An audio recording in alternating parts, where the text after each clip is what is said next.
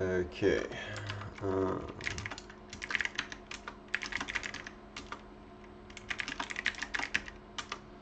Okay, so let's pick up from where we left off yesterday.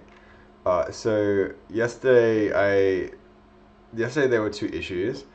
The first issue was that the built-in command absolute value didn't seem to work. I realized why.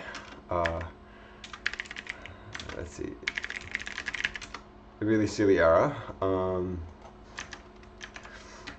Since especially after like the last release within kind of Zig, there's a lot of changes. It's recommended that people just use like the last official release, and so the Zig version that I'm using is Zig 11. However, for the documentation, I was using the latest version instead of the version 11. And in the latest version, and this will be in the version 12 release, there is an absolute value function built in. However, in the version 11 release, it's not in. So yeah, the feature I was trying to use was one that was added within the last 6 months. So yeah, it was shame on me for not using the correct documentation. Now I know. As for the raylib issue, it's we could try and figure out some annoying workaround to get raylib to accept JPEGs. But honestly, I think the easiest thing is just convert every image into a JPEG. So let's we'll do that instead. Okay, so I think for like converting images, there's heaps of online websites that do this. Almost all of them are complete trash, and we will avoid them because there is a really simple tool called Image Magic that doesn't require you to sign up, for some account. Doesn't, let alone sign up, actually pay with a credit card to use some image conversion tool. Like come on, it should be free, and indeed, this stuff is free. This tool is free, and you just run it via the command line, like a single line, just to convert stuff. So this is what we want. It's been a while since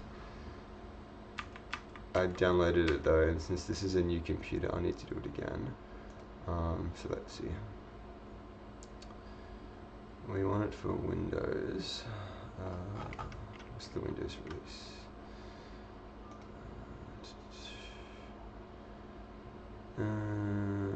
Oh, we don't want the dynamic. That's not happening. Static applications only. And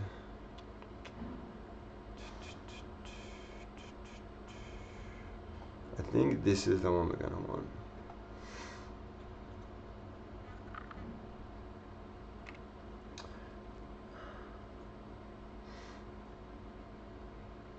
Actually, the portable one might be better. Yeah. No installer, no Windows registry entries. This is what we want. Okay.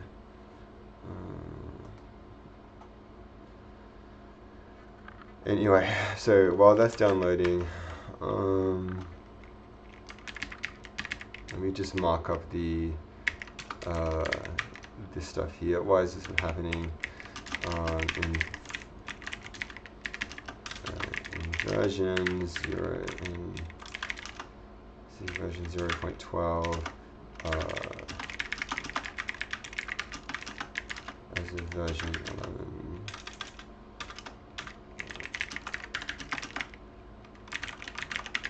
It's not. Okay.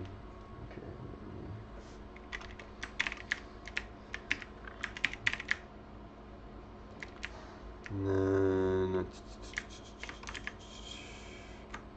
where's the other to do?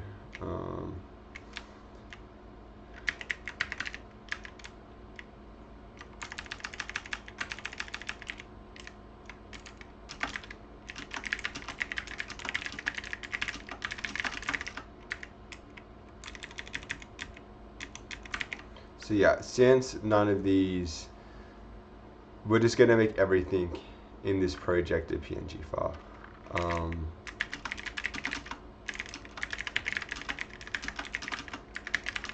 I think the PNG specification and the compression algorithm used is way too complicated for most people to have in their head. Like, 99.9% of programmers don't know how this stuff works. There is a image compression format that was developed relatively recently that was very simple. I think called the Quite Okay Image format. And I think sometime later on this year I want to just kind of learn this and then start using this across all of the projects, because this is the specification for it. It's literally just a page, and so this is something which everyone can like learn and memorize. It's an algorithm that's like very simple, super easy to parallelize, and I think it's like almost as good as kind of PNG. It's like maybe there's like 10% file difference, but since historically 50 years ago, memory was really expensive, computation was not really nearly as fast as things are now. As far as I'm concerned now, like it's fine for projects to be like 10% larger, but actually have these things that are really easy to use than some super complicated things and using other libraries. But all of this will happen later. For the moment, I just want to get this application working to begin with, and then we'll deal with it later. Okay. Time to convert stuff. Okay, so let's extract this to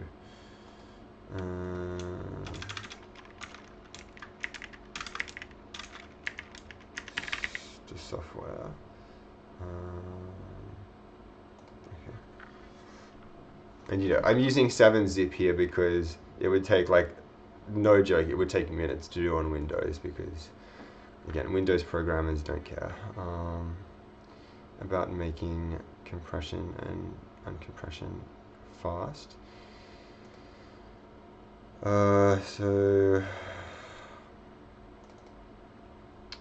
okay, this is some really complicated names. Let's just call it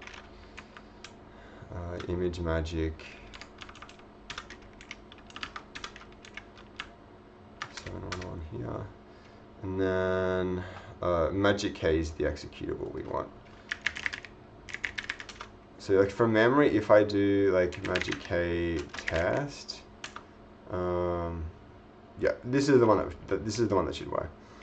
And so let's just add this to the path so we can call it whenever we want.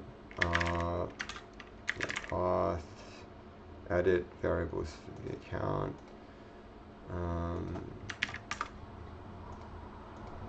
Okay.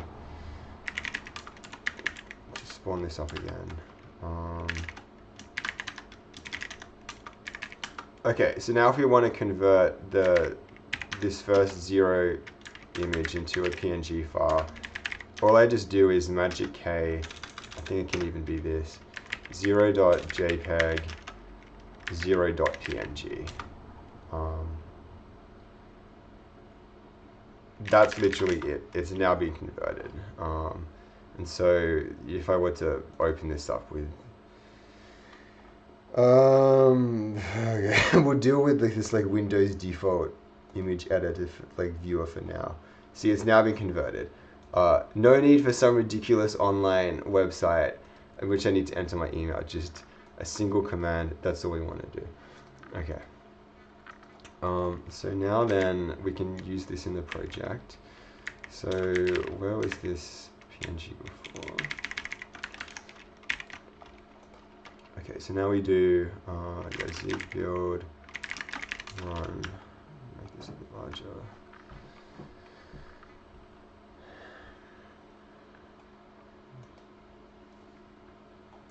Okay, and we've got the image in our project. Hurrah.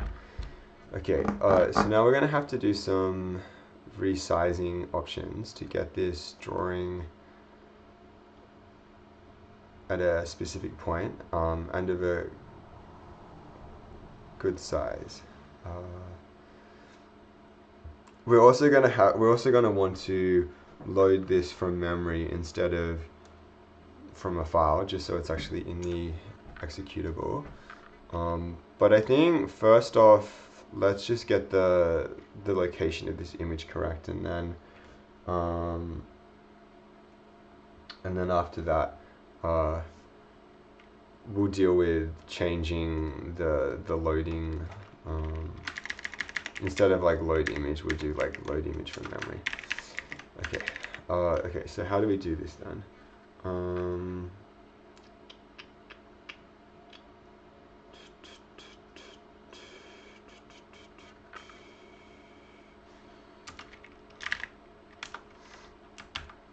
We'll see if the raylib cheat sheet has some answers.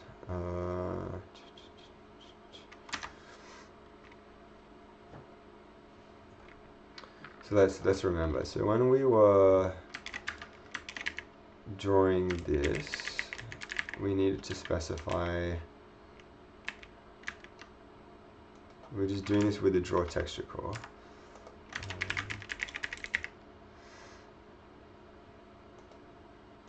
So yeah, these X and Y were just determining its position, and so let's just test this right. Let's just draw the position at 0 and 0 instead. Okay, yeah, it is drawing it in the top left corner, and so yeah, we're gonna want to scale this down. Given this draw texture function isn't giving us an option to do that, this means we'll need to change this texture itself. So maybe this load texture from image option has some other options. Nope. Maybe we need to alter the image itself then.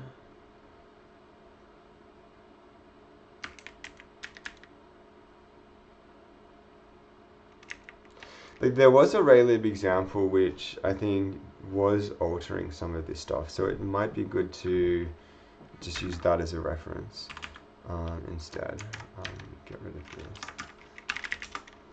So yeah, raylib examples.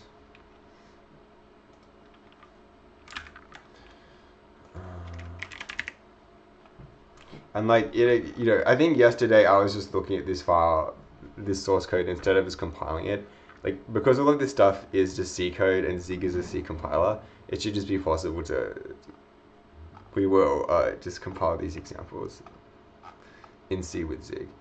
So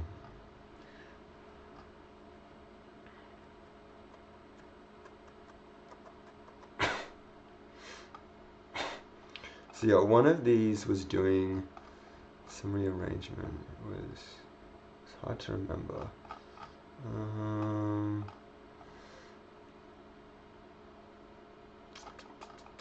I think it was this one. This one was like somewhat complicated, but it. New tab.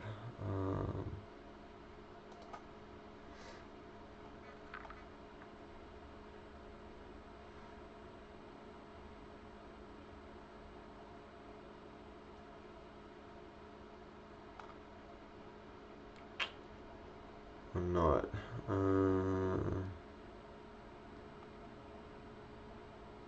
Maybe if you like search cropping, like anything which like crops an image or resizes it should work. Okay, maybe this one.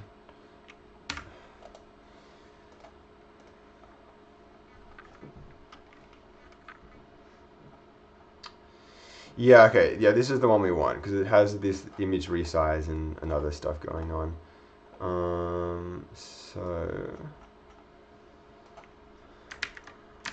So let's like spin up a raylib like pure C file image adjustment. I have to do make directory. Yep. Copy this in. And then, yeah, let's just try building this. So we were in raylib examples. And so I've never actually run like the Zig C compiler before like this. So this is a good experiment for me. Okay, it wants raylib.h, which I think is just from memory, this is how the raylib library works. It's just a single header file that you include and everything kind of just works. Okay, let's go to GitHub.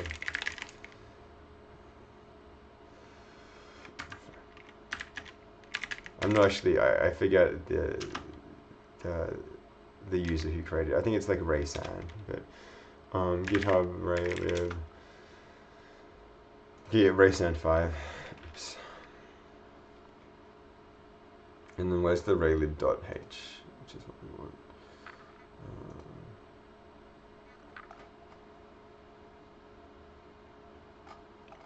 This should kind of be it. So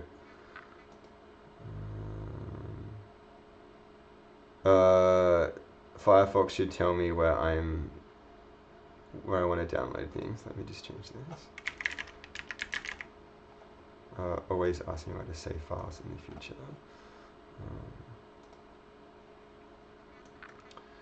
And yeah, examples. Okay, let's try again. Oh, okay.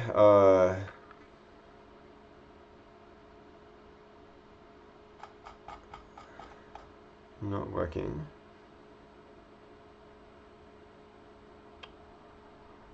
Why?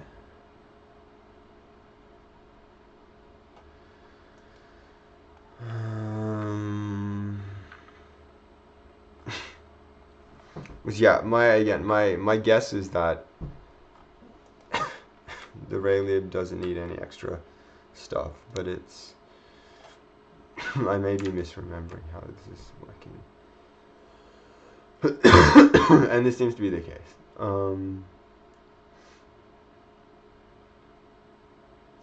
Yeah, why is this LLD link error being confused by a lot of this stuff? Maybe we should just check out the standard documentation for this.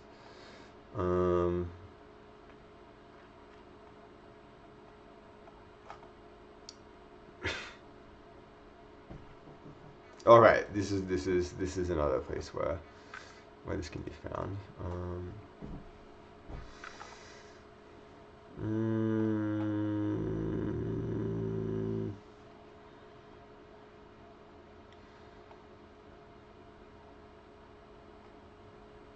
I just want like a minimal example. Minimal. Like, yeah, we'll spend a couple more minutes doing this, and then if it fails, we'll just copy the necessary procedures from the file. But yeah, I'm a bit confused because I honestly thought that all you needed for the raylib was just these two files, and then it would work. But apparently, this is not the case.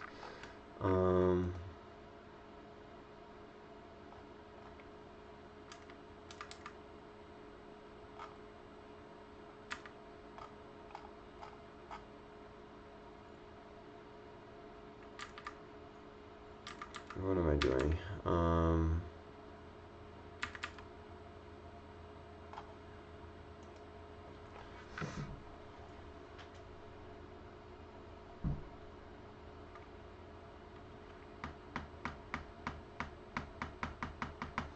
Yeah, like what would be causing this linking error? It's why does it not know what all of these different functions are?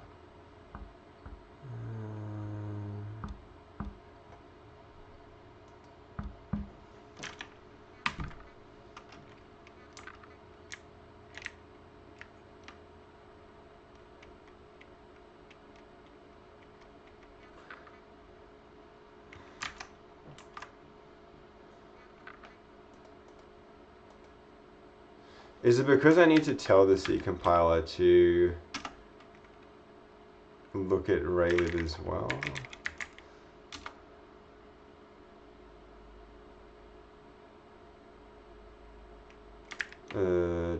Okay.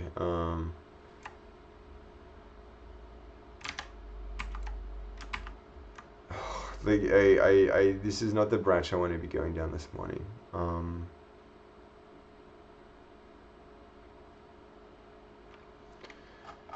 Okay, we'll just see like how do we break out the LOM again? How do I compile a minimal raylib project using the, if C doesn't work, we'll just try C.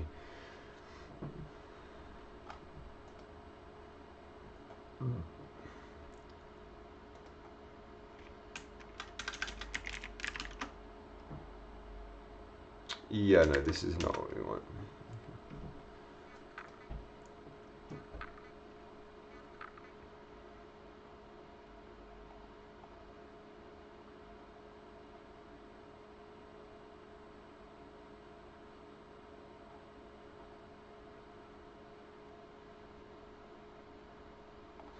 Yeah, this is annoying. Okay, we're gonna just, this is something, eventually we'll figure this out, but not now.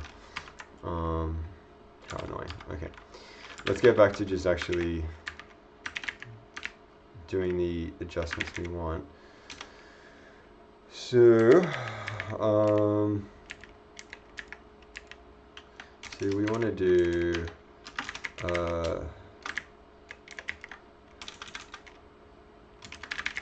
scale and center. Centering the image won't be a problem. It's rather, oh, it kind of is though. Since, again, in this typical raylib fashion, we have to specify the positions of things not by their center, but by their, top left. And so we're going to have to figure out what the width and the height of this window is, and then specify it centrally. Okay. So we need to determine width and height of image.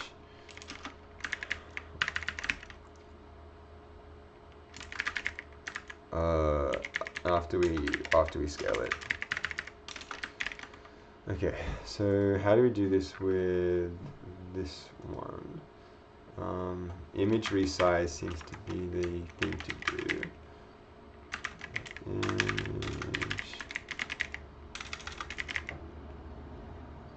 Okay, this is really helpful. So it's just the new width and the new height.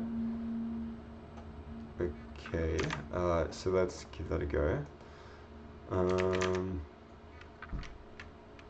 So yeah, just a pointer to the image and then two ends. So we could say raylib image resize, take a pointer to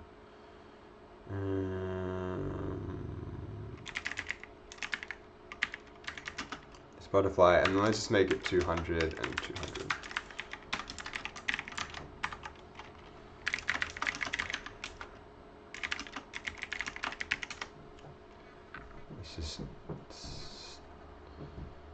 Okay, not liking this.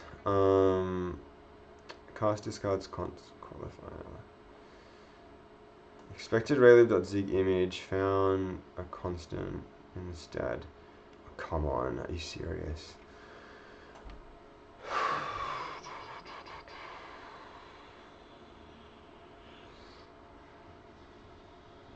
How do we like unconst this?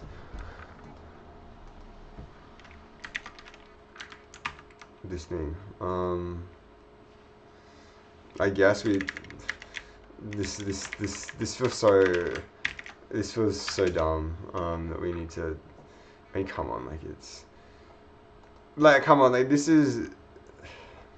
Anyway. Yeah. Okay. At least this is working somewhat.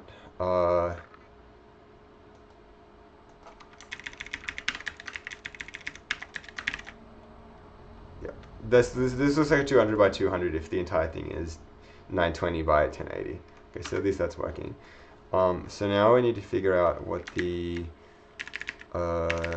width and the height of this thing is. So how will this work? Okay, lots of image manipulation functions, apparently. A cropping.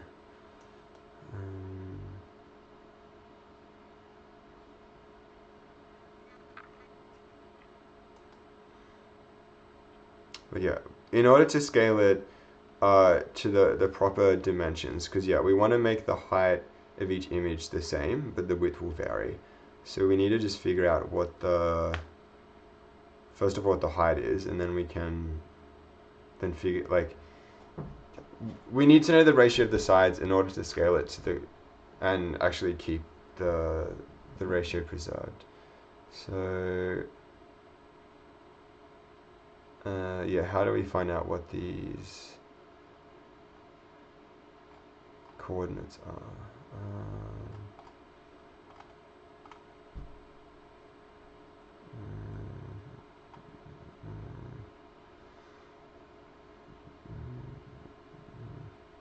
I see, and some of the stuff we were looking at yesterday for these image draw functions are here. Kind of bizarre that there were these like methods within something yesterday, but here they're separate. Okay. Yeah.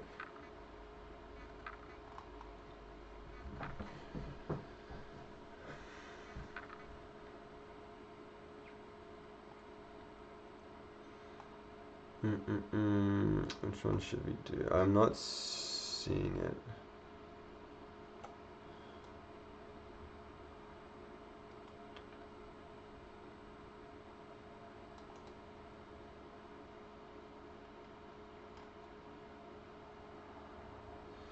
So maybe within this image struct, that's where the information is stored. That would be really helpful. Yeah, okay, we'll have to do that. So let's find out where this is. So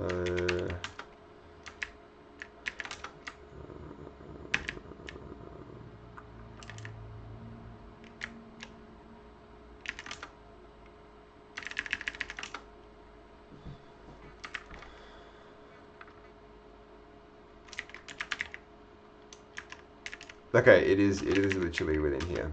This is really helpful. Okay, so now when we're doing this here, we can just say the image width is equal to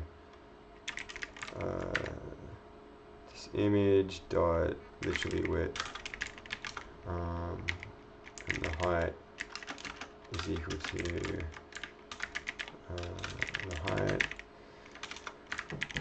Okay, now we can rescale it appropriately. So now,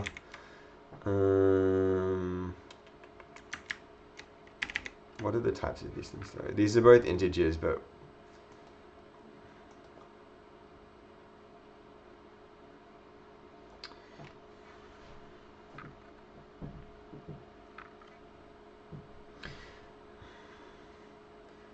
like, why deal with integers? Like, floats are kind of what everyone wants. I suppose not.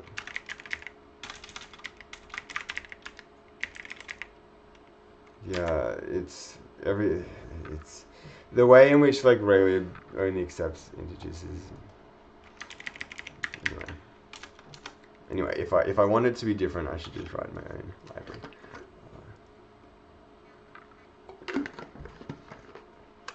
It's not too big of a deal. So okay, let's just decide what this is. Scale image so that height is 500. So then we want to do 500. No, 500 here, and then the width is going to have to be 500 times the ratio of the what? Of the Is it like the width? Is it like the height, the width to the height, or the height to the width, or some version of this? Okay, so say it was just a square, then yeah, 500 times the ratio of the width and the height would give us the correct thing. Now let's say it was a like 1 by 2 rectangle, then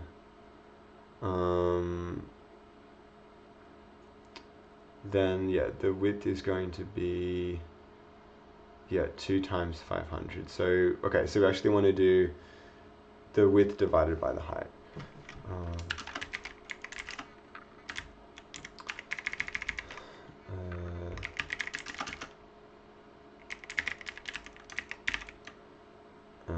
Okay, and then okay, let's give this a go.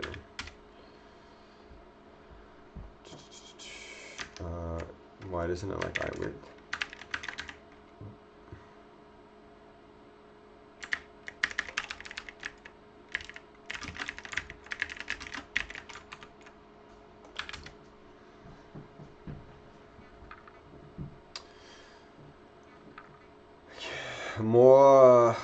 More type stuff.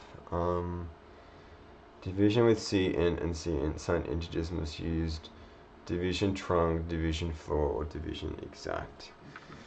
Okay.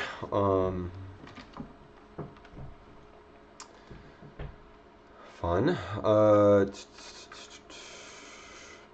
What are these things?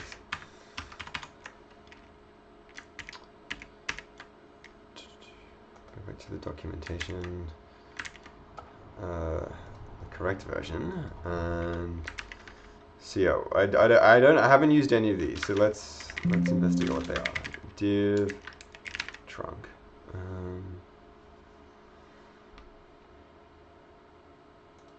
Use div exact division. Caller guarantees denominator is not 0, and div trunc is numerator.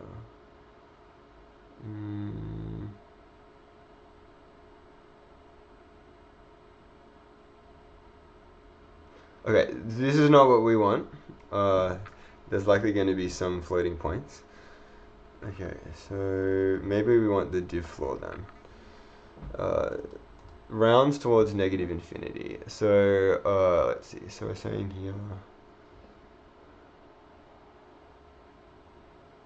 if you're dividing -5 by 3, you're getting -2 back.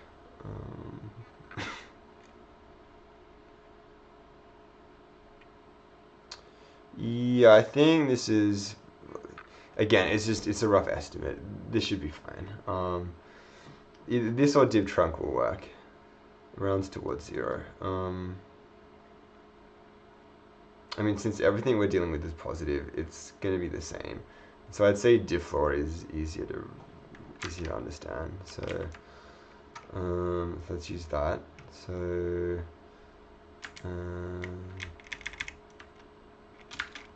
div floor.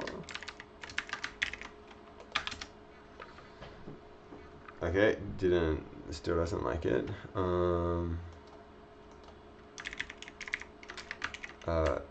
Completely understandably.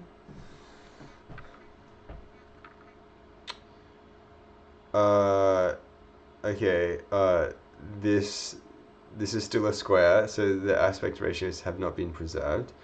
Why?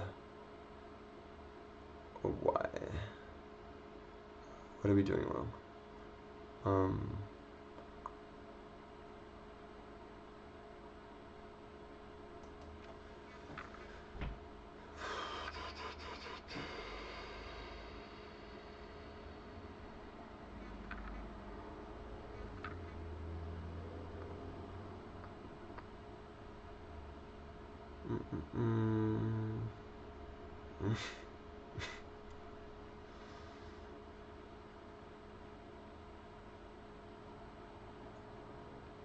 Oh, I see. Yeah, it's because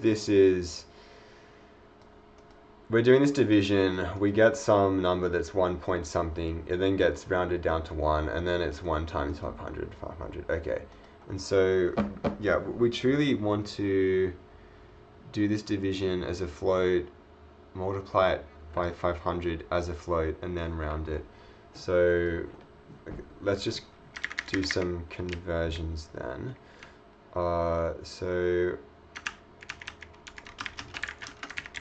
yeah.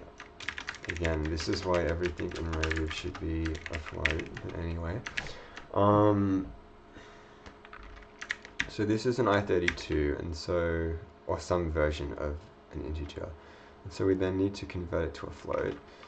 So how do we do this? So like int to float. Like we did this in the very first stream. What was the operation again? Where did we? Yeah, we did int from float, so we want to do the other thing the other way around. So we did int. Hang on, why isn't int to float coming up?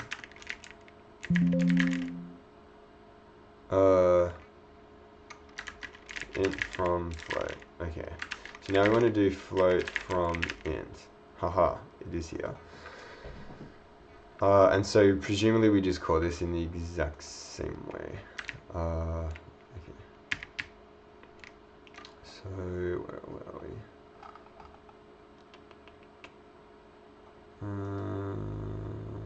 Over here. So I want to do float from int.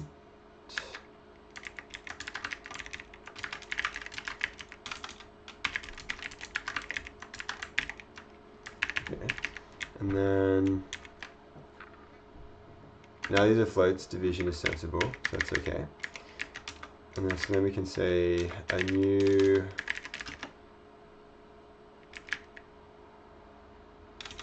or like scaled width, maybe that would be better.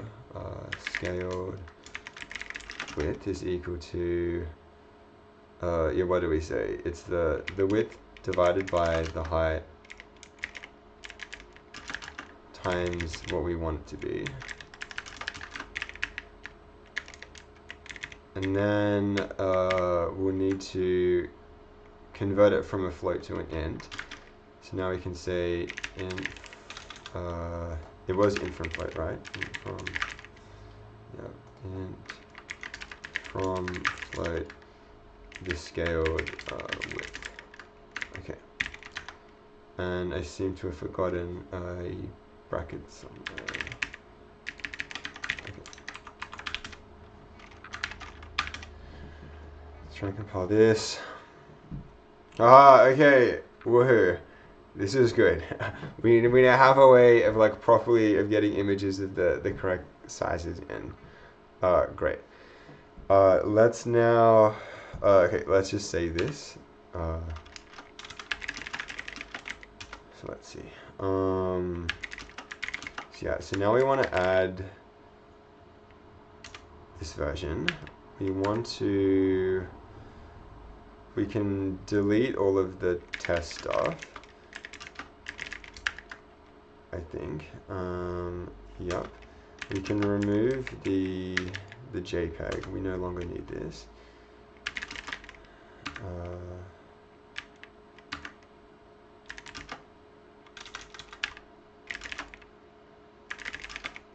Come on. And then now what? If I just do like git add everything, this should be fine, right? Yup. So yeah, got image loading. Got image, yeah, load. Got correctly sized image loading working. Okay. Push that up to the GitHub servers, and then okay. Now what do we do?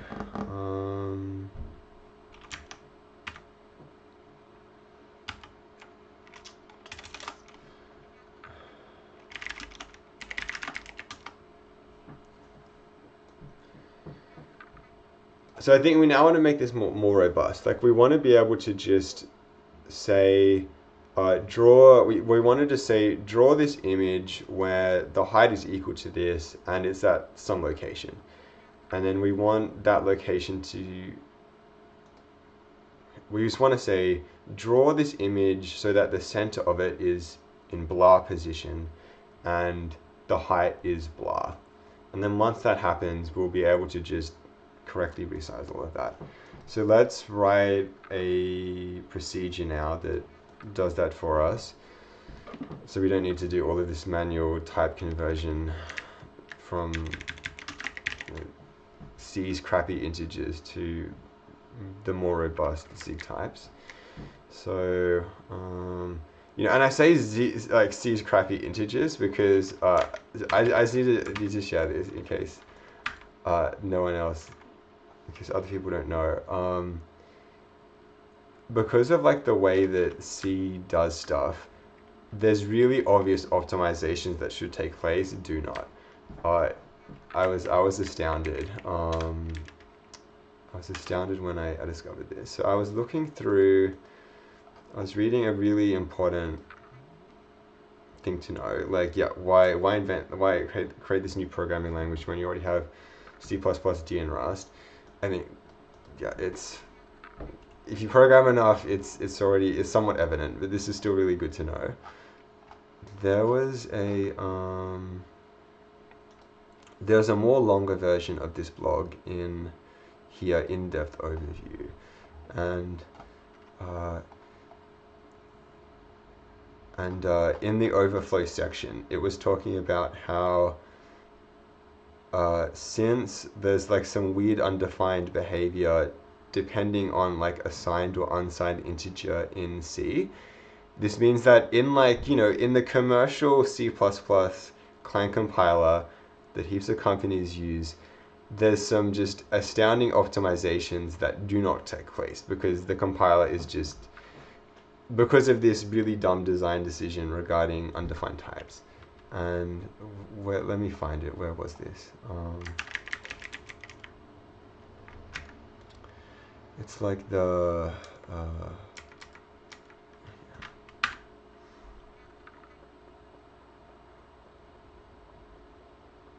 if I just search undefined behavior. Yeah, here it is. It was so I couldn't believe it when I saw this. Okay, yeah, here it is. Okay, so we have return index multiplied by 3 divided by 6. So clearly, as anyone who's past kindergarten knows, this is just index divided by 2. And so using the Z compiler, this is an unsigned integer, so just shift all of the binary digits to the right by 1, move it to the calling convention stack, you're done. In C++ Clang compiler, in the optimized version, does it do that? No, it goes, let's multiply it by 3 first, by multiplying it by 2 and then adding 1, and then divide it by 3 by multiplying it by this magic number. How ridiculous is this? The Clang, this is the one that so many people use, and so many C++ evangelists are oh yeah, Clang compiler the best. Come on, I couldn't even simplify that. It's how totally ridiculous. So yeah, using Zig is the correct decision. It's just end of rant, but it blew my mind. Okay. I could not believe that when I saw that yesterday. I was just I knew Clang was bad, but I didn't know it was that bad. Okay. So yeah, let's write a function here called draw image, where we just want to take an image pointer. We have to do raylib dot image. Whoa, hang on.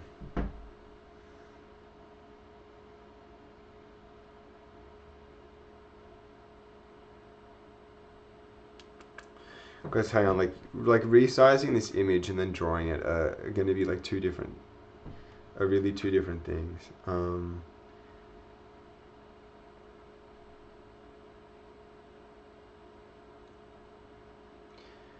Like this program is simple enough that ultimately it doesn't really matter where, if we actually decided to do all of these like computations in weird locations, instead of just the usual process inputs, update the state, and then rent everything. Like that 3-stage tier process of doing things is simple, but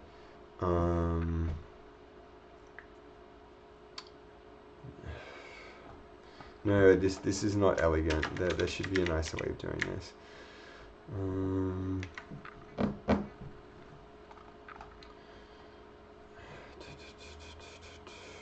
How should we do this?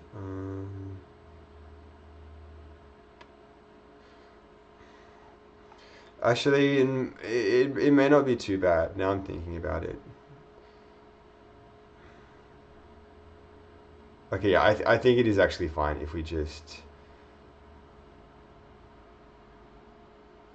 if we intermingle, like drawing rectangles with resetting the size of this image to then draw it. Like it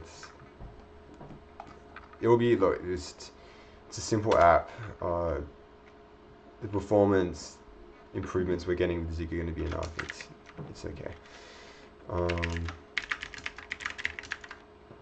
yeah, so let's just take a hang on.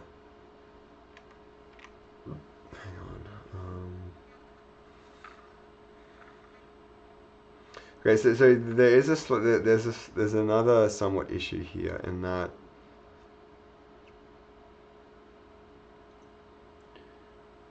like resizing this image, we're gonna have to resize this image every frame, and it's going to depend on the it's going to depend on the dimensions of the screen, and so we really want to be copying the image first and then resizing an image of that. Okay, so we're going to have to do some like copying stuff in here as well. So we can see, yeah, so they copy an image, then resize it appropriately, and then draw it. Okay. So we first take our image pointer. This is raylib.image, and then yeah, we're not returning anything. And then, okay, we're gonna have to do this copying. I saw some copy function in here before. So what is it? Yeah. Create an image duplicate. And indeed, I wouldn't just say useful for transformations. I'd say necessary for transformations. So let's call this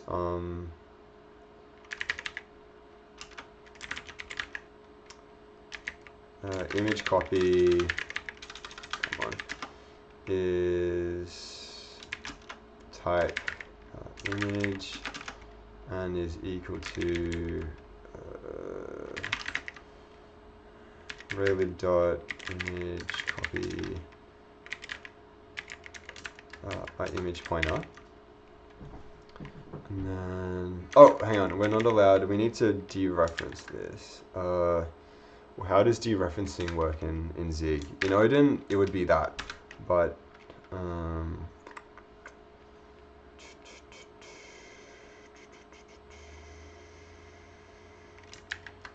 okay, let's just check the reference again.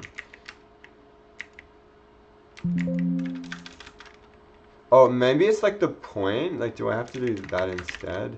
Like, trying to remember. Like certainly if you're accessing fields in C or C++, this works, and I think this is the same in Zig. And then from memory, from one of the Zig Links exercises, this is kind of how it works.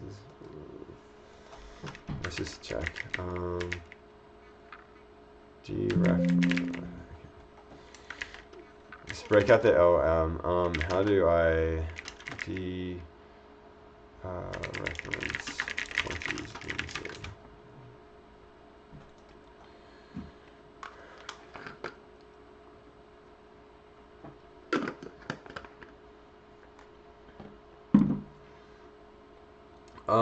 What's this star doing? Maybe, okay, maybe it's just dot star.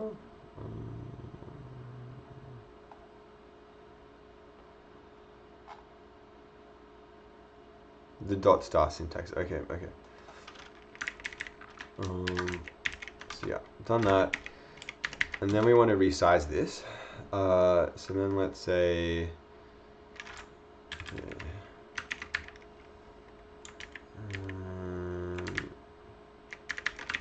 So then we wanted to do rl.image resize.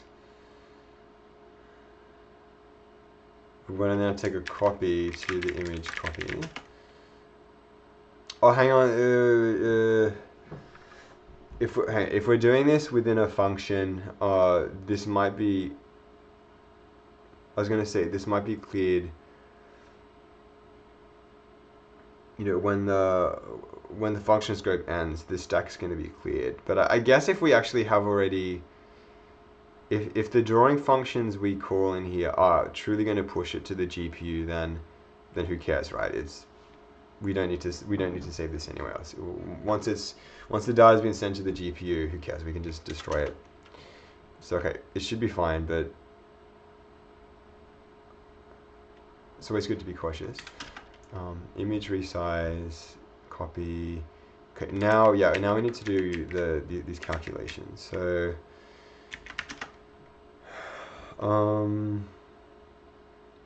We want to specify what the height is, and this is going to be a float. And then, okay, we'll leave it like that. So yeah, so we've copied this image, and then,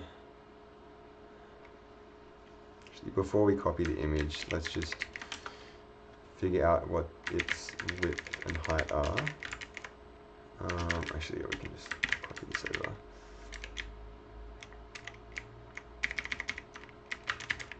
Yeah, so then we want to do image pointer dereference, then take the width.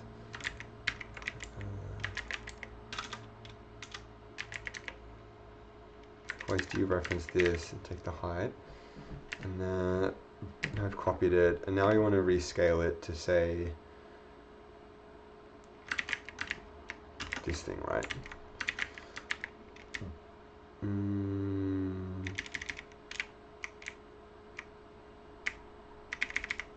So yeah, and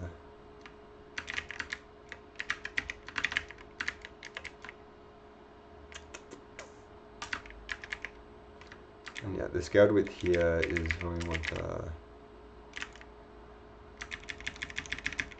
height to be this. And then now we're scaling this to the height, but we're going to have to convert the height to a int as well. Okay, and now we finally want to draw this. So how do we do the drawing stuff again? We converted this to a texture.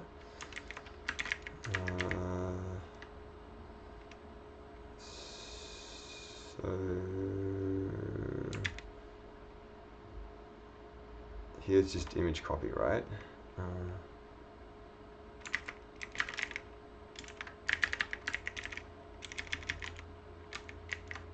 And then instead of calling this texture one,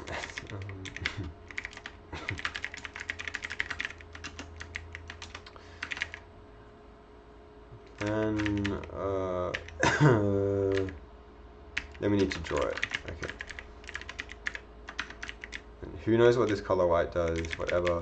But here we have image texture, and then we need to specify the position. Okay, so again, we still need to actually figure out. We need to do like the center calculations. but since we're already doing a lot, let's just check that. Let's just make sure this works.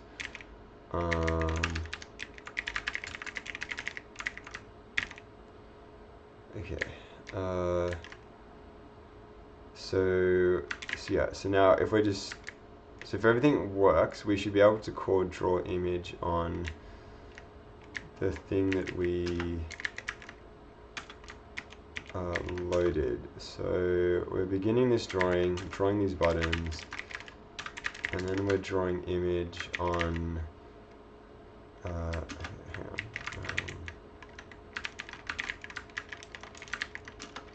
drawing image on, yeah, we just called it like butterfly one.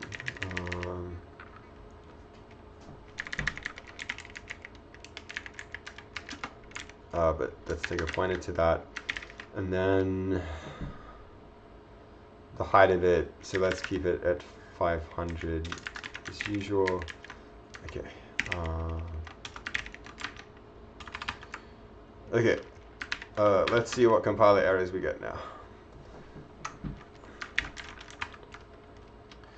So line 66, undeclared identifier scaled width. Yeah, since we don't need these lines anymore. We should add in a note here. Needs to be a .png file.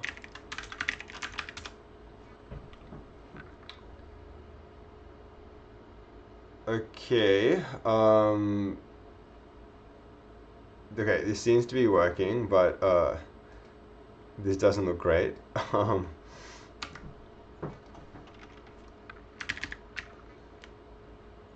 Let's truly check it's working by making it a bit larger. So let's make it have height 1000 now instead of 500. Okay, cool. This is working. Hurrah. So now what on earth is going on with this stuff down here? Also too, just quickly, the title of this window is raylib zig core example, which is annoying me. So let's change this. Okay. So let's call this butterfly quiz.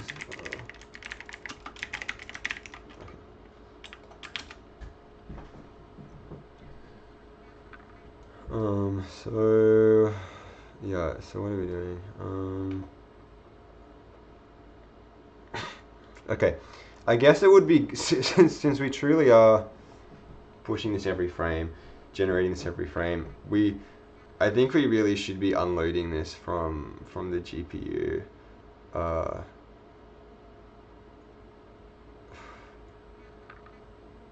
Yeah, if we're generating this text every frame, we should like offload it.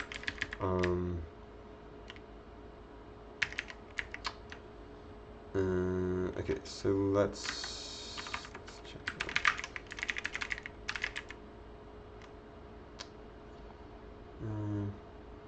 But hang on, like it's actually maybe it is. Why am I concerned about this? If this has been done on the GPU, this part's going to be completely fine.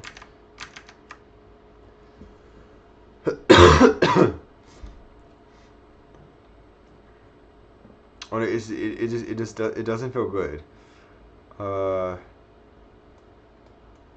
We shouldn't be creating something new each time. This is.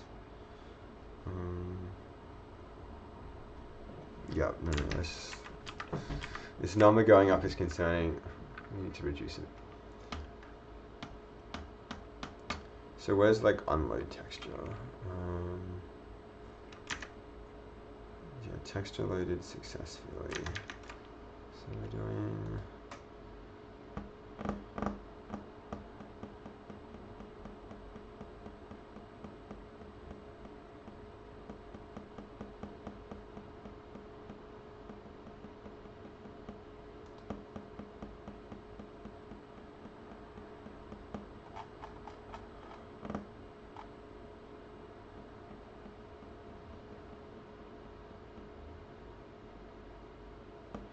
I I don't know. I'm still going back and forth about whether this is something that we should be concerned about or not.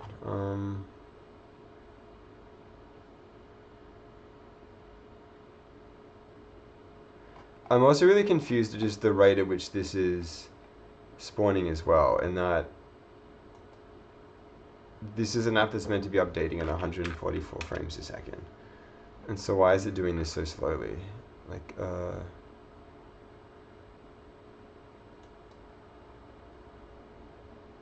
yeah, okay, well, this is not this is not good. Why is the frame rate just plummeted?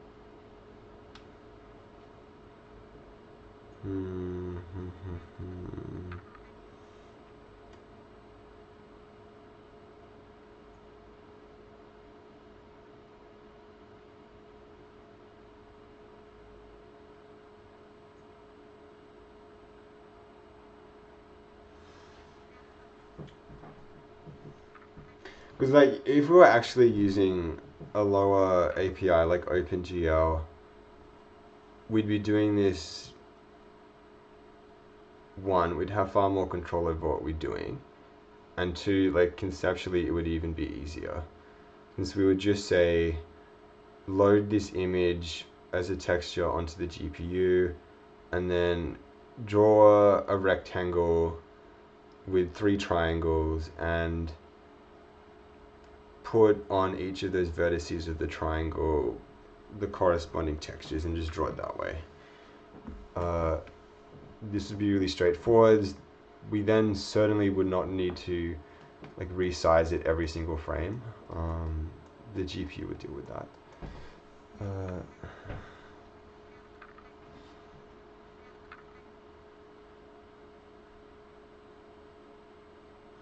Just because I'm not actually sure what raylib is doing with OpenGL, with all of these function calls, I'm tempted to explore this other way of drawing images in here.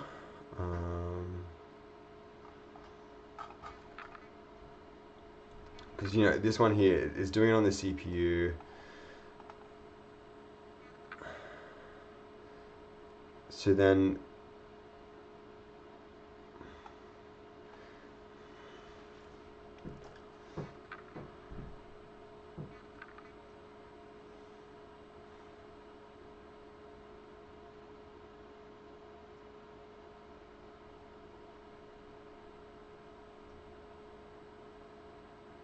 but I mean, come on, computers are so fast. Like it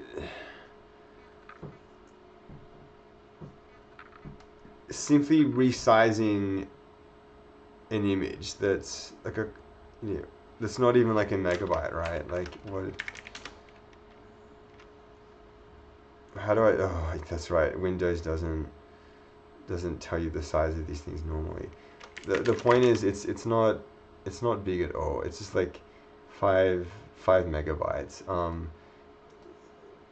Computers are like really fast. It should be able to just resize this once per frame and then send it to the GPU. Like what? Yeah, I'm really confused. Why is this slowing down? Why has this become so slow?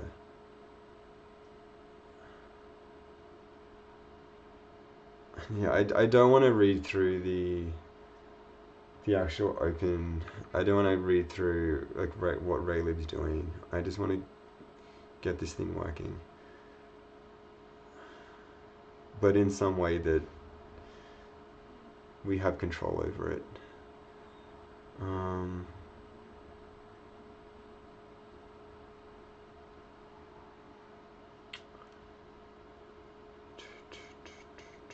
okay, I'm going to have a break and then come back in a couple of minutes. So yeah, I will cut out the audio and then return soon.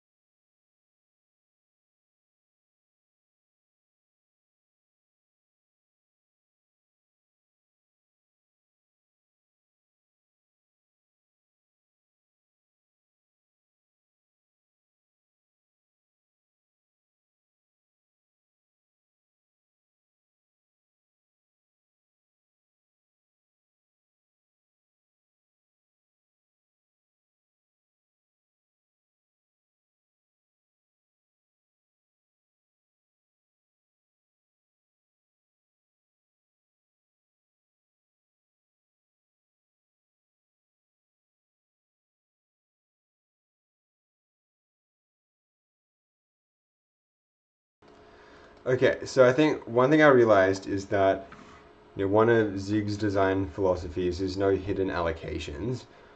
C is absolutely not like that. And so the fact here when we're saying create this new image, the copy, again, like it's only 5 MB, but if we're truly calling our, if we're calling alloc that many times, again, it shouldn't be an issue, but I can see it happening. We can easily just test this out, right, by just viewing the memory footprint of this in some way. And yeah, look, we can see the memory here is expanding, so yeah, we're like, hidden allocations are going on and we're not freeing it. But that itself shouldn't really be contributing to the massive drop. But again, like this doesn't feel like the way images should be drawn. We shouldn't be having to calculate all pixels in an image every single frame in order to just redraw it. Like this, something doesn't feel good. Yeah, I want to explore some other ways of drawing images using raylib than this current technique of like, let's recompute all of the pixels in the image. Well, no, first of all, let's just copy the entire thing, recompute all of the pixels, then create some new GPU ready texture from this, and then whatever magic, well, not magic, but whatever happens behind the scenes here. There should be an easy way of doing this. Okay, let's have a look at some of them.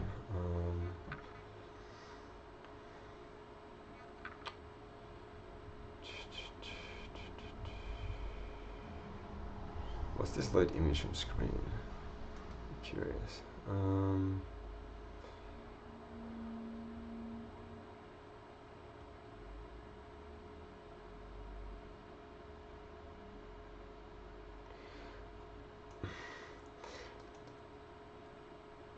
I doubt this is going to make a difference if we actually like unloaded this, but we can give it a go. Right, so once we scale this copy here, we can just say defer unload image, and then it doesn't does it want a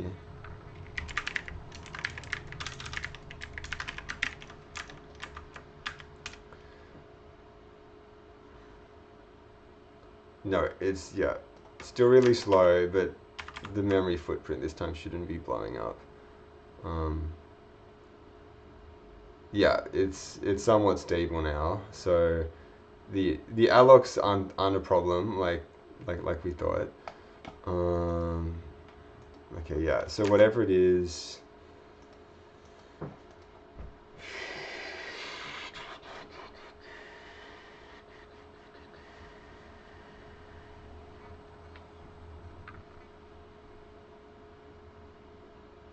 maybe there's a hidden allocation behind here that we also need to unload. Oh, what would this be? So yeah, we are doing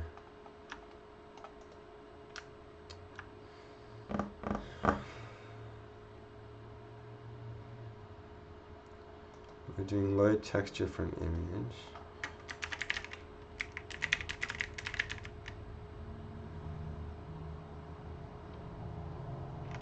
So yeah, maybe we just should do unload texture once we've drawn it. Okay.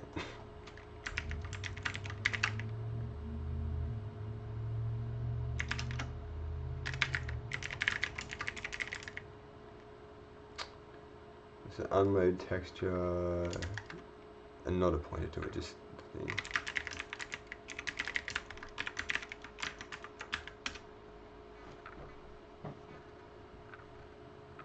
Okay, clearly,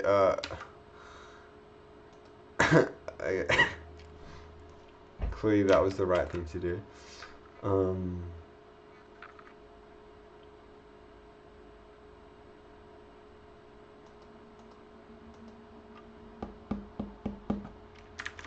Yeah, we'll just note here,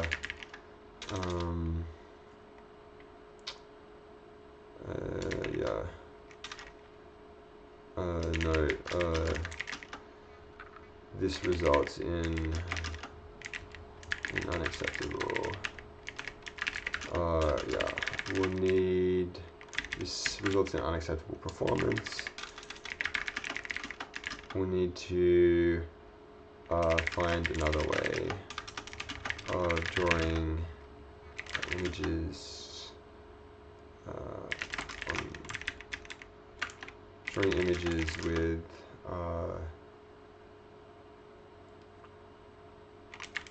dynamic scales or dynamic widths.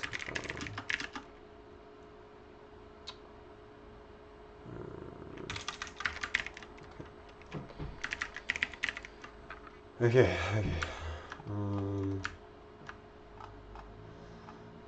Like I'm such a big fan of Odin and Zig's requirement that anything that requires an allocation is like explicit, and not just hidden away behind stuff. Okay.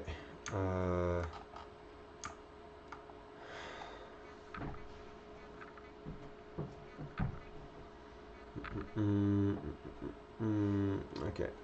So yeah.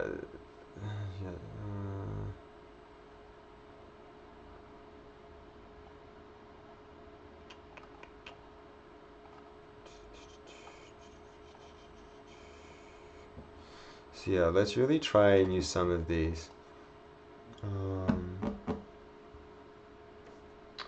So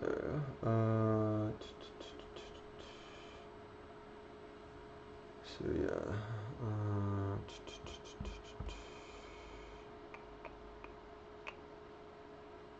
Which one shall we try?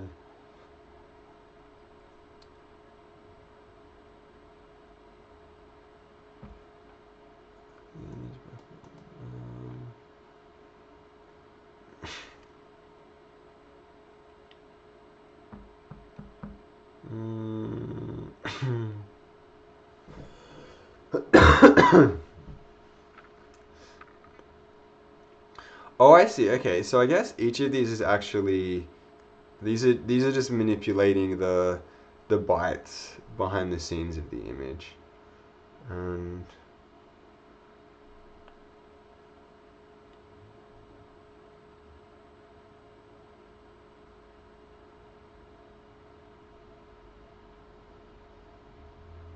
oh, so none of these are actually gonna ultimately we still are gonna have to push stuff to the CPU. I see. So now this image, I think what this image drawer is saying is then, like copy some collection of bytes in one of these images to another. Specifically, choose two rectangles, and then it's going to scale it and do other stuff. Oh no, okay. We are going to have to figure out what's happening performance-wise and try and figure out how to do a sensible, convert what we had into something sensible that's actually performant. Like it's doing this is so simple. Like this, not the set. Like if this was happening in OpenGL, the setup would be huge and enormous and error prone. But then the actual part that draws this would be extremely straightforward.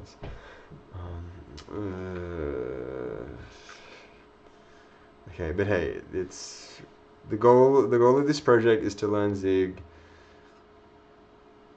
to get better acquainted with raylib, to build something functional that I'll use for a while.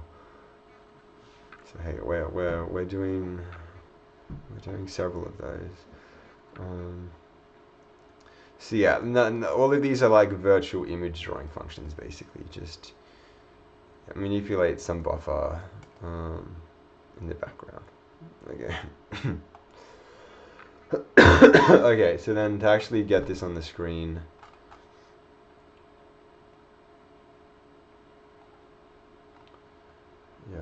to actually get this on the screen, we're gonna have to convert this to a texture.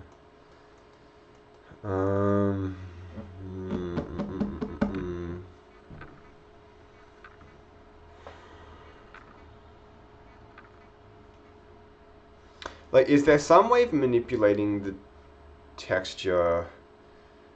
Because the manipulation should happen on the GPU, like, not.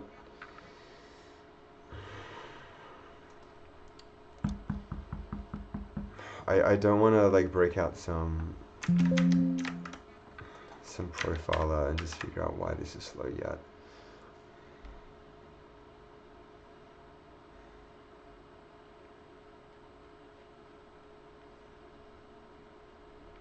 Again, I would be really surprised. Like this image resize here, this shouldn't be the problem. Like, the CPU should be more than capable of doing this. So then why is it, like, what seems to be the problem?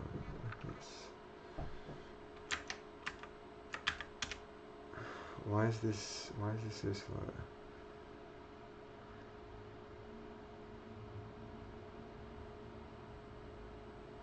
It's like texture loaded successfully. So it's taking a long time to load these textures. Maybe?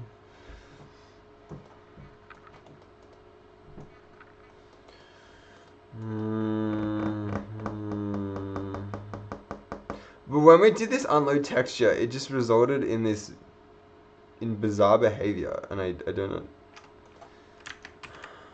understand why.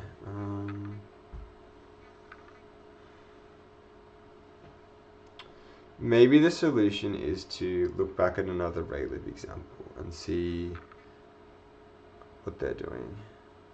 It would be nice if there was a raylib example of like an image rotating or something. But no, that's not the case. Let's just do this.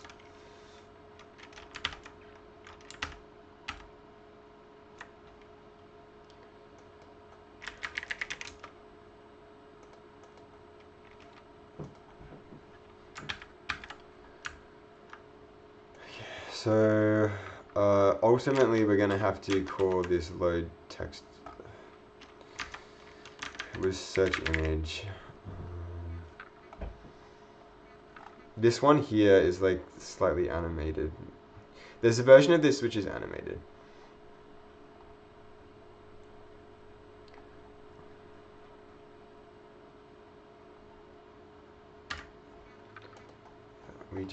How do we, come on.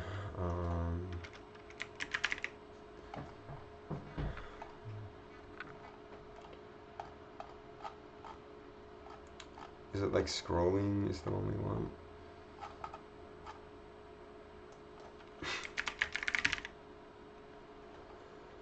Nope. Like this one here, I've seen this before.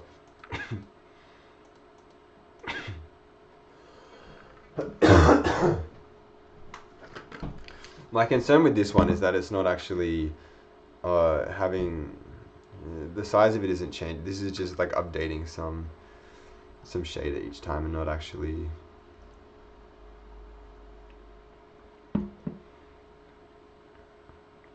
Yeah, see, it's just saying draw this in the same position each time.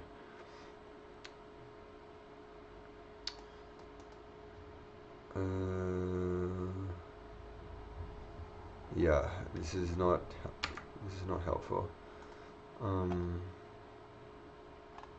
Oh, this one here is what we want. Yeah, this is what we want. Okay, I stand corrected with regards to my comment of there's no raylib example, of just something moving around. Okay, So yeah, we tried earlier just to compile something like this with this C compiler. It failed, not because of the C compiler, but because of raylib. Something not working with raylib.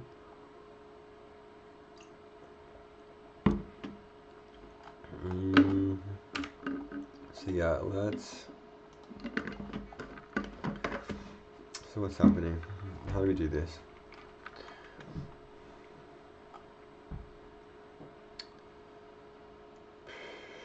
Required for, okay, yeah. We're just drawing a rectangle, this isn't needed.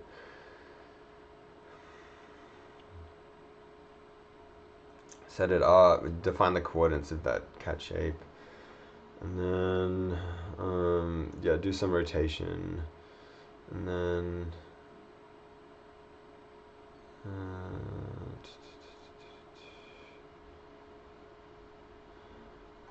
draw texture poly. Okay, this is good. Okay, if there is a raylib function that just says draw this rectangle, draw a certain texture on a rectangle, that's all we want to do. Like, that would be great. So what's this draw texture poly?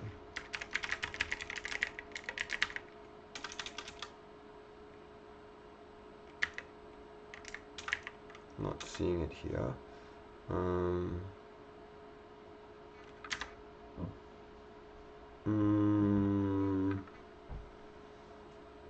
Okay, it's defined here instead. Okay.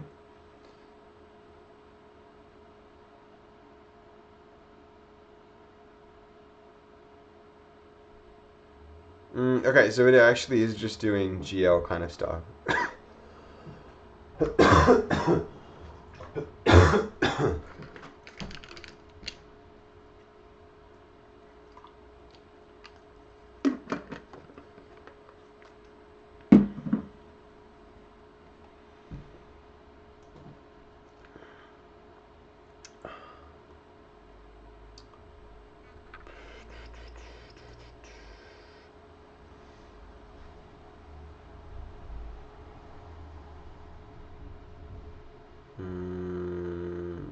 Still what's...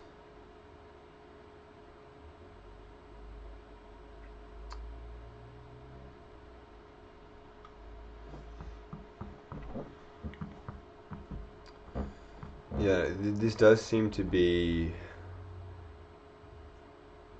a more general version of what we want to do.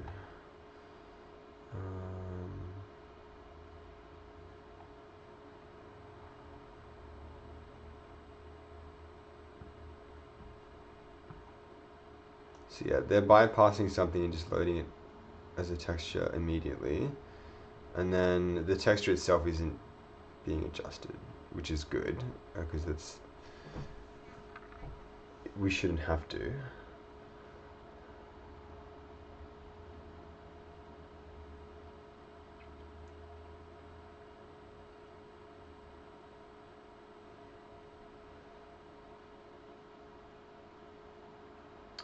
Right, and then it's just loading. This is loading the texture up here. Okay. And then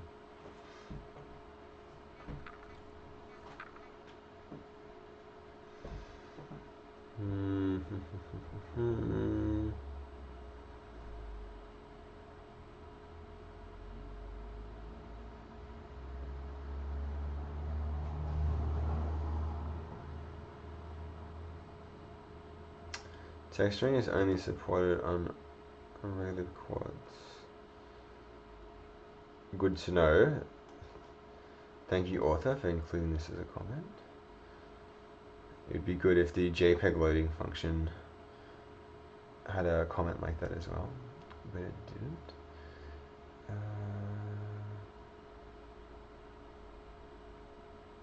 What's this RL color for?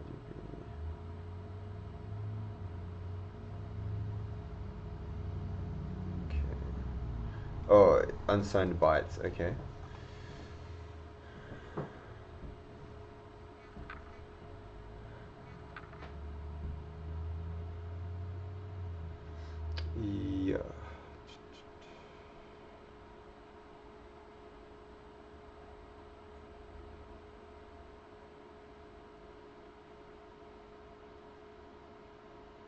Okay, so instead of just defining a bunch of triangles, literally just doing this on on a rectangle.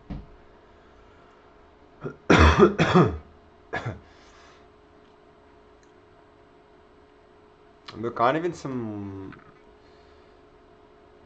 What are the arguments? Like, what's this doing? It's saying one vertex is some center, and then like what? And then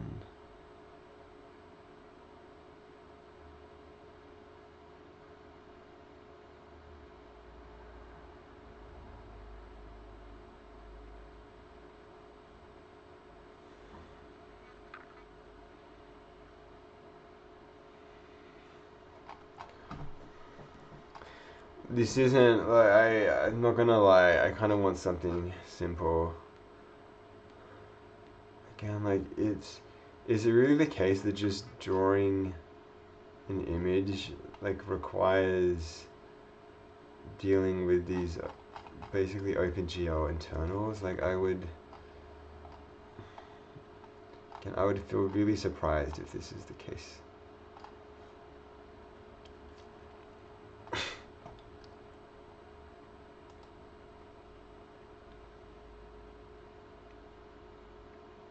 It's not moving. It depends. No, because it's this.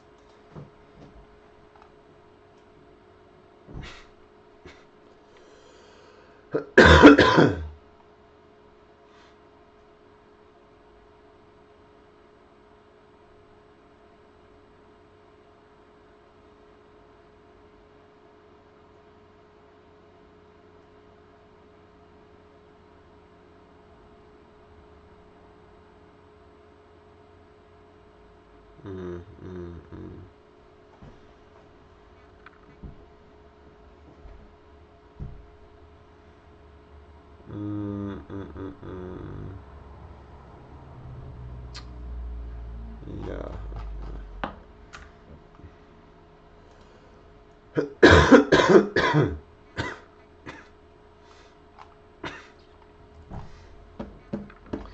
This is really annoying. Okay, if there's no official raylib example that does this, maybe someone else has had the sense to make one. So what should we call this?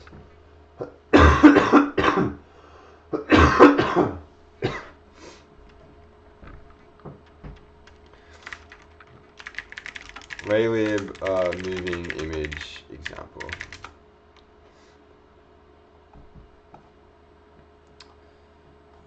Nope. Raylib like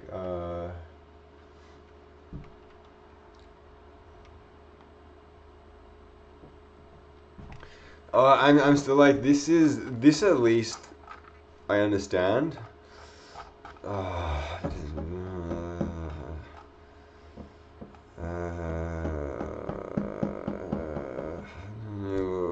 We'll try.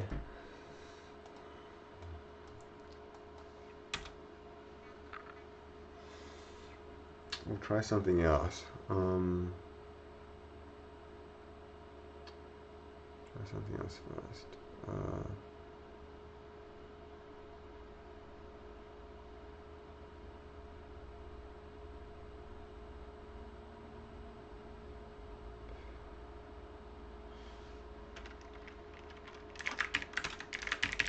Drawing an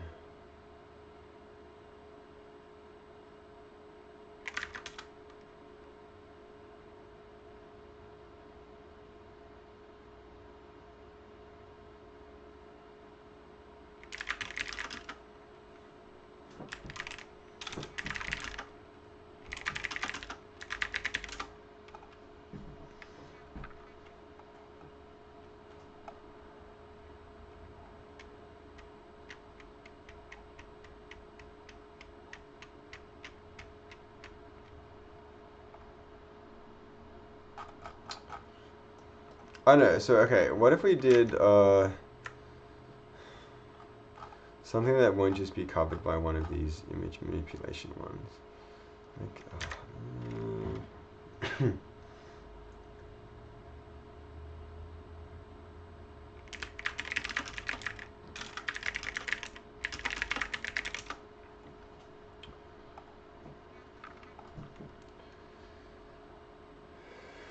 yeah, this background scrolling was kind of what I've seen this example before and it was useful. I just don't know why it didn't appear here. No, I call it scrolling.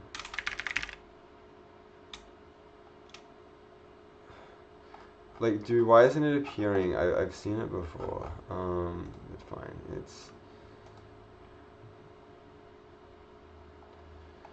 How does this one work?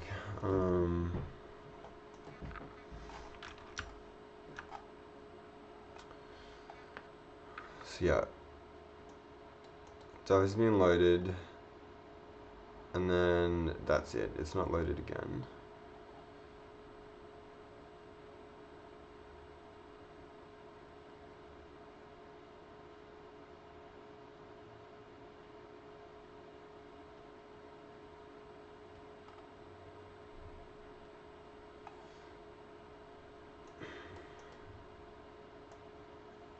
Yeah, what's this? Draw texture EX.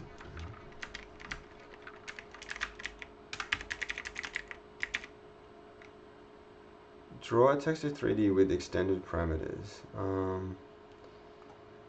Oh, I think this is just what we wanted all along. Damn it! Why did we not see this?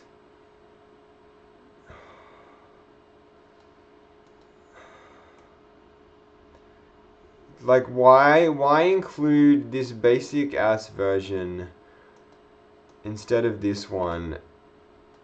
Like, come on, like. Anyway. Okay, I think this is what we want. So we'll still need to do some position calculation,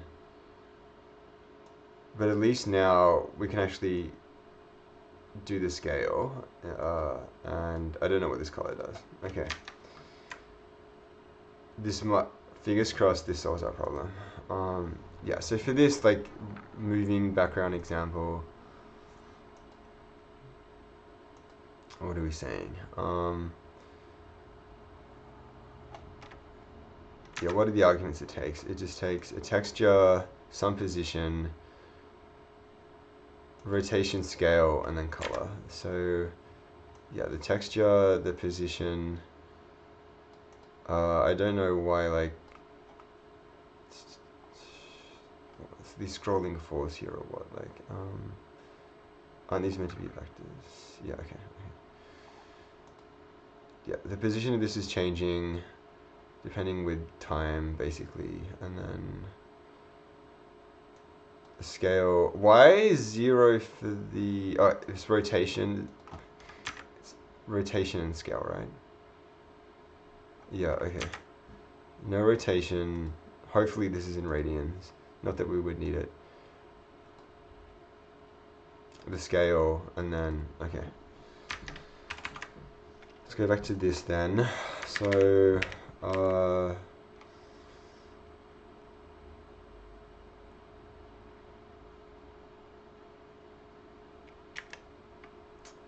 now we've got an image pointer. Let's avoid copying it. Therefore, avoid unloading it. No need to resize it like this.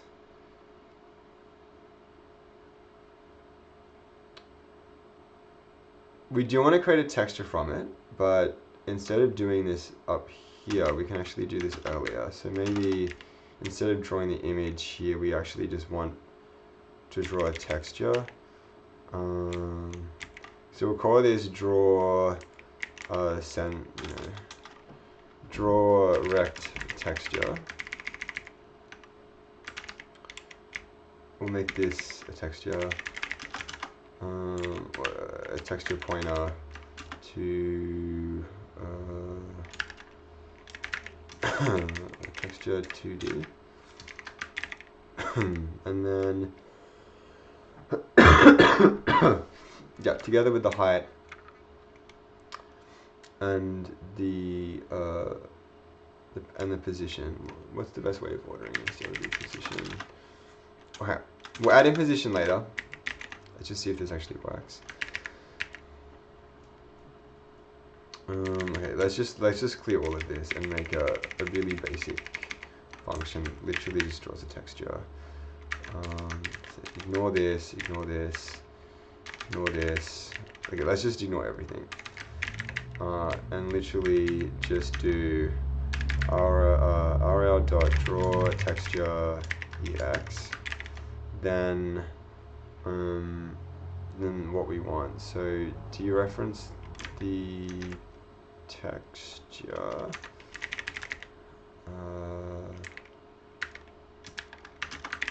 Then the location where we want to draw it. What's this? What's raylib's vector vector standards again?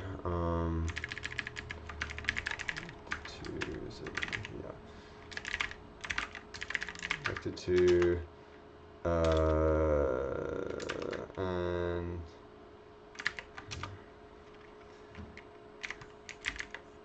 let's see, done raylib vector. Let's just set this to be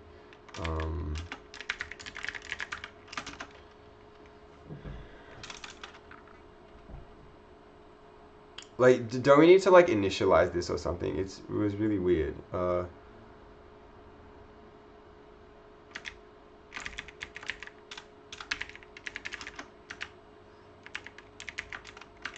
think it's like,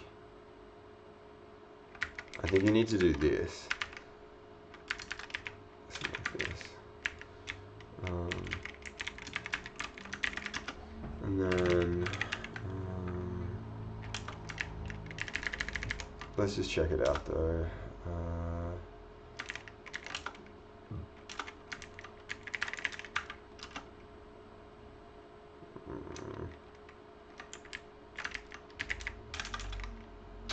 Again, like, yeah, it's there. It is. Okay.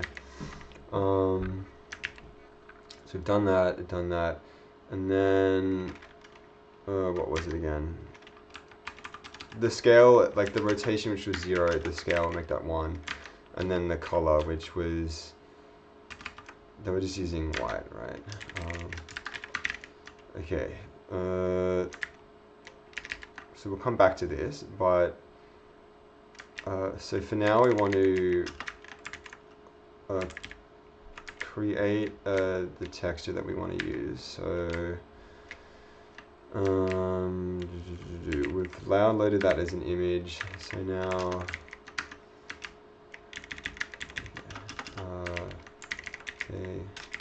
our butterfly texture is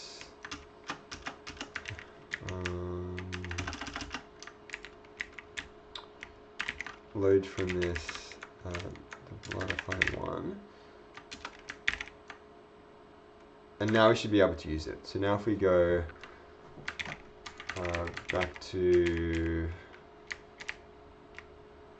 now we can call draw rect texture and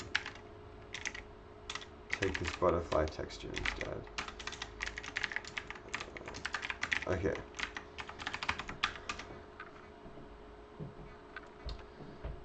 It doesn't know what white is.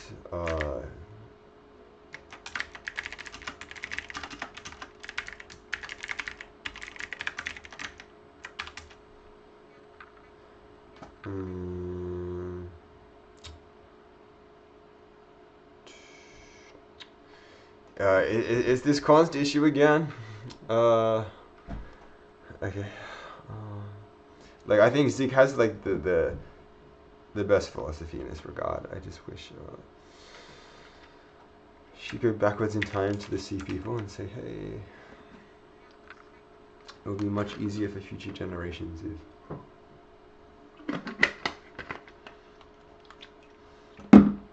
you have to tell the compiler whether you're going to adjust a variable or not in the future.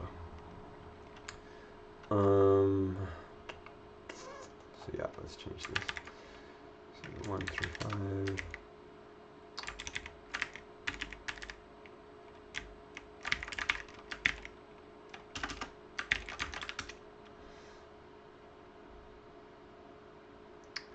Okay, this is good.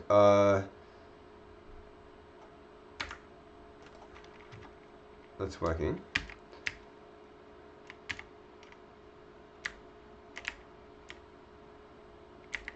So let's now adjust the scale of it.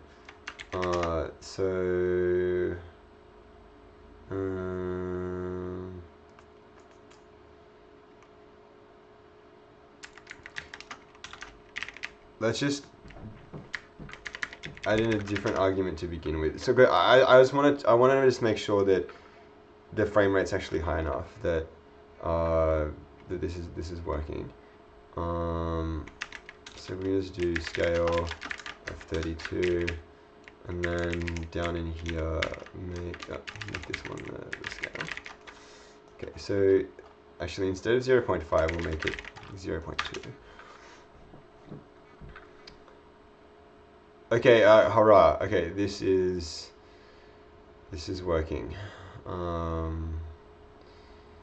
It's taken a while, but we're here. Okay.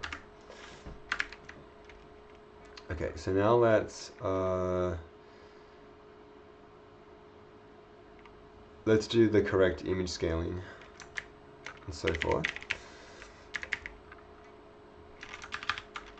So let's see. So now what do we want to do? So earlier we just wanted to specify the position and the height. And so this position, let's actually make it vector f32 vector, and then the height. Actually, instead of like position, this is vague.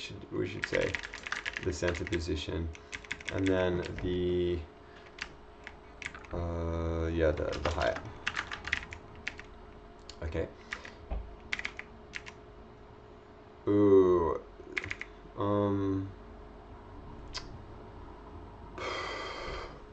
So the image struct had the width and the height, but now we kind of need to figure out what the height and width of these textures are. Does the texture struct itself also contain this?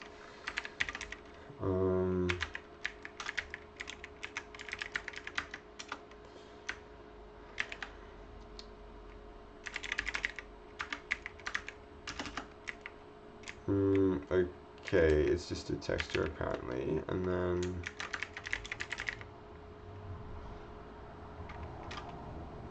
where's the definition for this?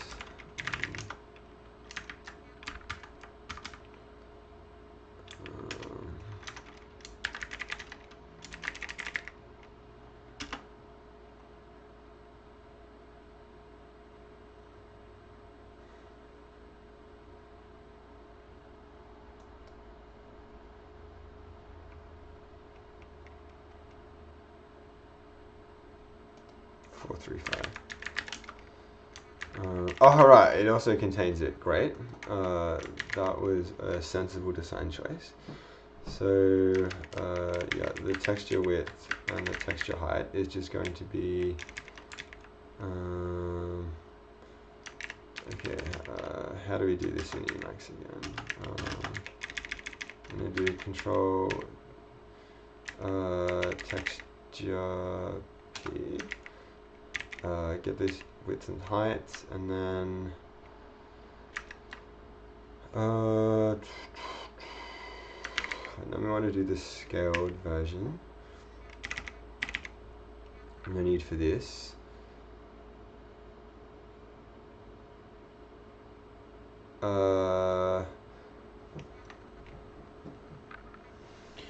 In this case here, we're going to have to compute what the actual, what the necessary scaling factor is though. So actually the scaled width is a bit different.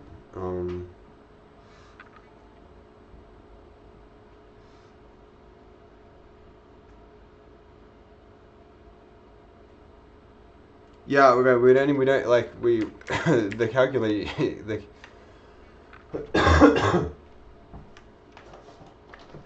I need a snack. Let's have some dried mango.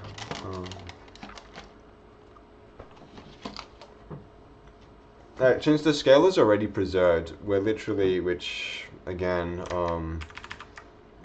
the function could be a bit more general. It could actually allow as a texture for it to be distorted, but hey.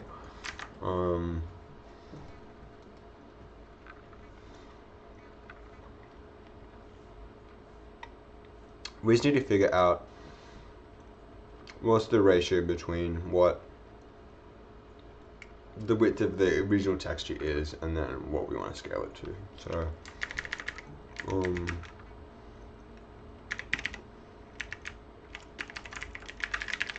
let's call this scaling ratio is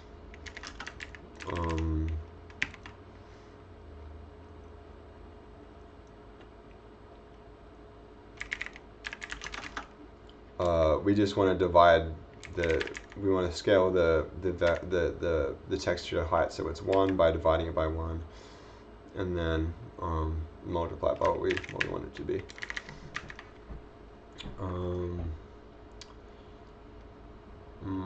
Okay, so then we can ignore that, ignore that, ignore that, ignore that.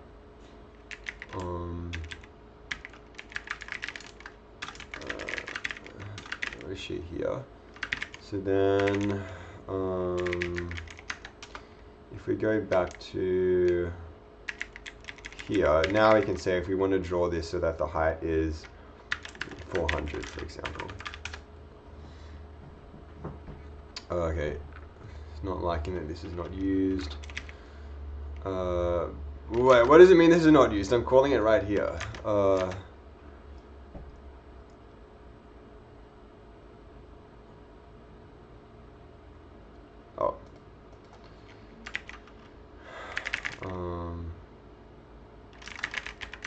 We'll keep that. Okay. Sorry, we need to convert it to the dump type. So we want to say this is decent. But for the moment, we'll just say this is the vector where vector2 dot init the center pos. We'll take the 0 width of that, and then the 1 of that.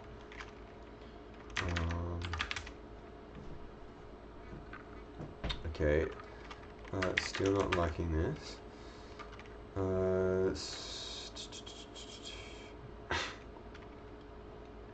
Expected 3 arguments, found 2.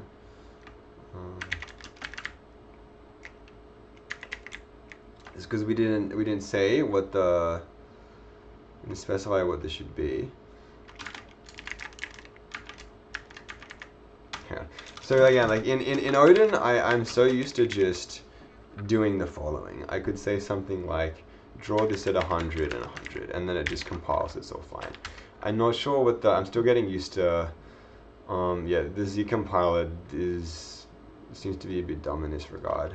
We can't infer that this is meant to be a vector 2.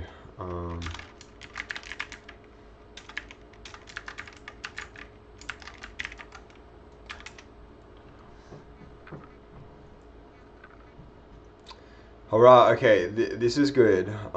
We've nearly succeeded. And yeah, once we've succeeded in this, we'll call it a day. Okay. Yeah, so that wasn't offset correctly.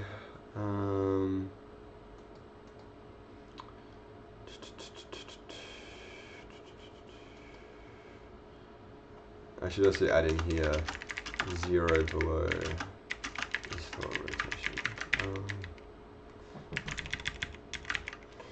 The third arg.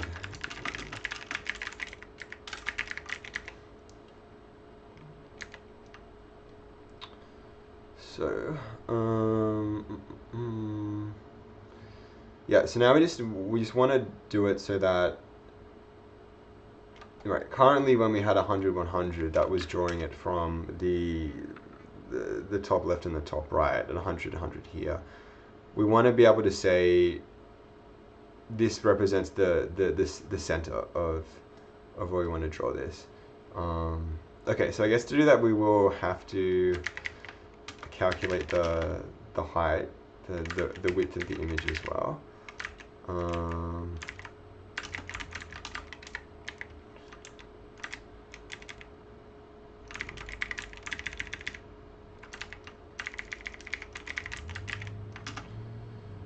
then the center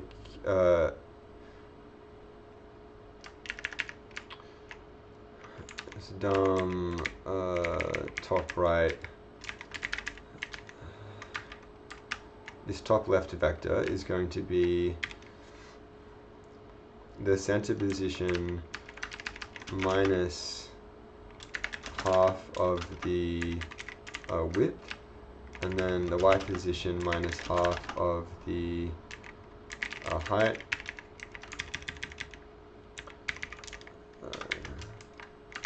I'm really sure this dumb raylib. Back to raylib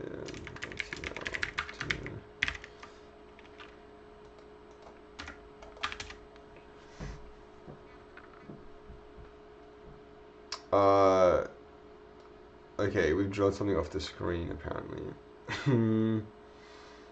Which shouldn't be the case. We should still be seeing this 100, 100.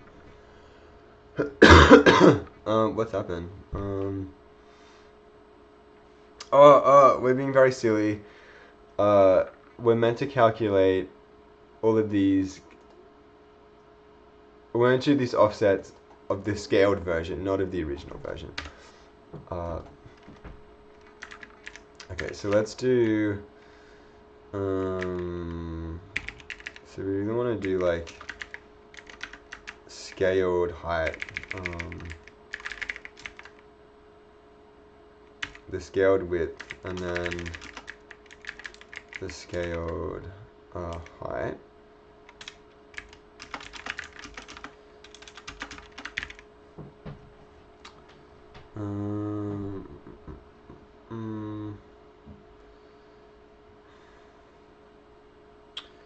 Yeah, there's no need to recalculate everything from scratch. Okay, I think it will be simple if it'll be easier to read and understand if we just fetch all of these ones, calculate the scaling ratio, and then just do the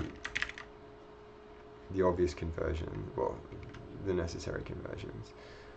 And so now it's just the width should be this usual width times. Should I have like scaling ratio times width or width? It doesn't matter.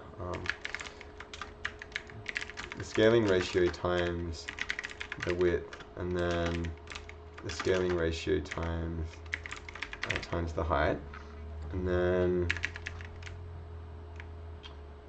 over here we want to do scaled width, and then over here we want to do scaled height. Okay, let's try this again. Apparently we're not using what? Did we not just call this down here?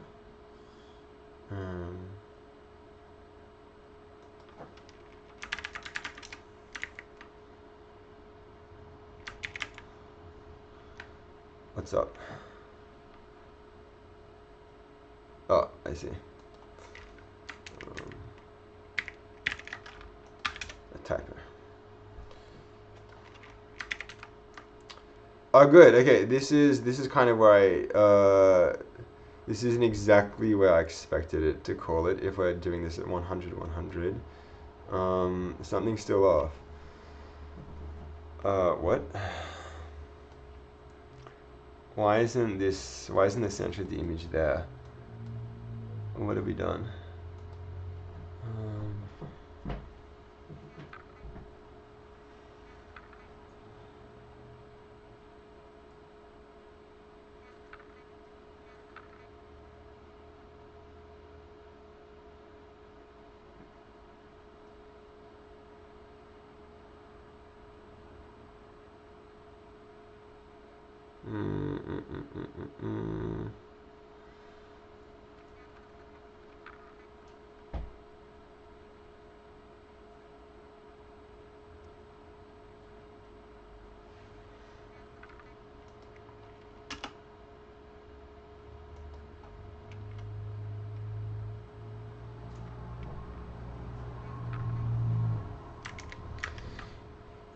Yeah, it's some mix up. If one of these is T width and one of these is height, something's going wrong. Okay, so we've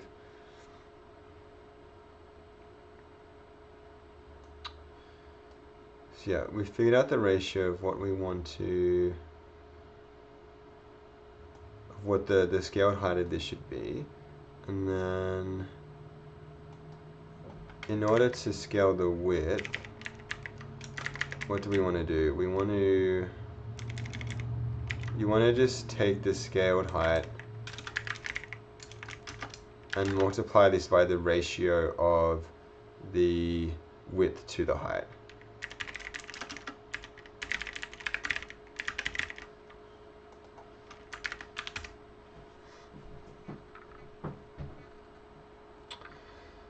Again, this isn't not working.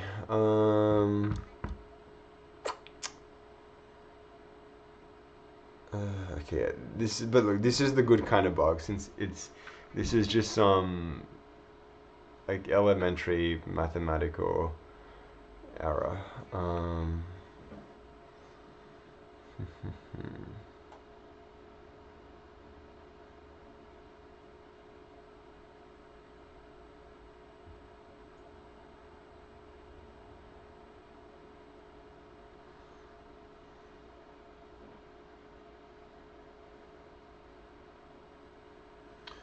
I am kind of assuming that when raylib is rendering this, raylib just says draw it in this position and then scale it appropriate. Like, we know how this works. We just need to figure out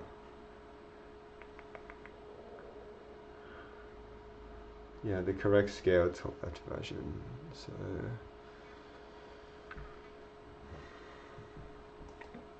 we've got a height of the texture. Figure out what we need to scale the image by in order to get it the height we want. And then in terms of positions,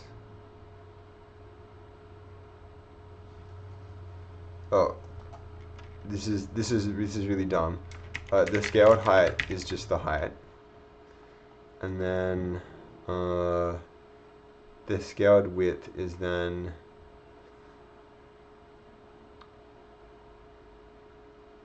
should be that. Okay, we'll see if this works.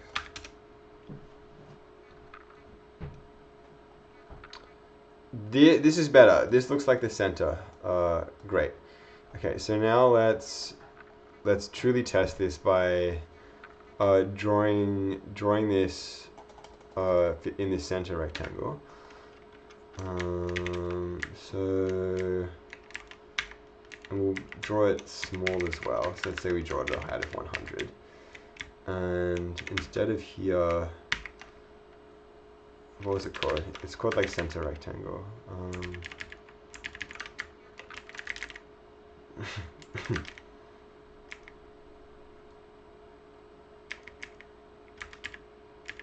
Like where are we drawing these parts? Where are we drawing these parts again? We begin the drawing.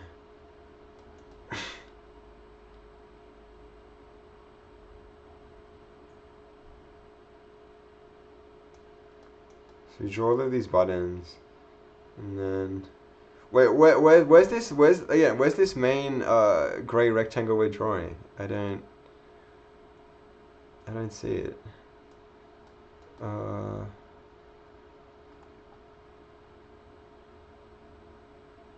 Okay, if we just search for draw rect, we'll find all possible cases of this.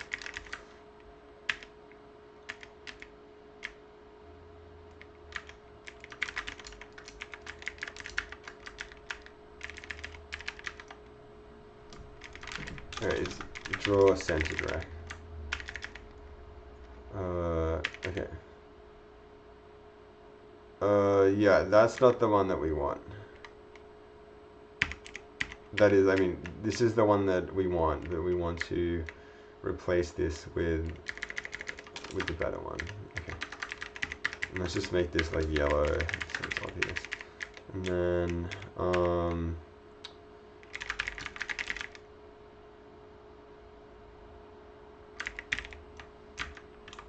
see how this affects it. Okay, yeah, and this is that looks like the center to me. Okay. Wow, this I wasn't expecting it would take 2 hours today to get to this point. But we got there, and yeah, we learned a fair bit along the way. No need for this one. So let's just actually see that nothing disastrous is happening with the memory. Again, there's a way to do this in Zig. I don't yet know it. So I'm looking forward to learning that. Yeah, this seems to be stable. Okay, so it's sensible. Good. Great. Let's then finish this off by just making this a sensible size, and then we'll be done. Okay, so you can say draw a centered texture of a specified height. Great, and then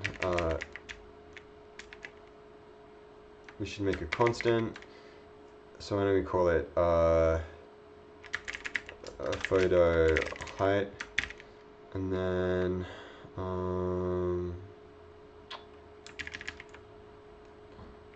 should we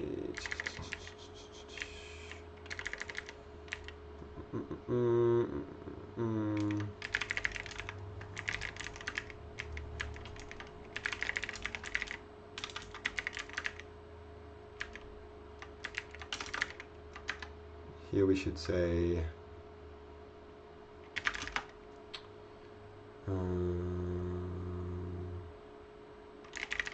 yeah, texture height, and we'll make this 0.3 times the screen height. Okay.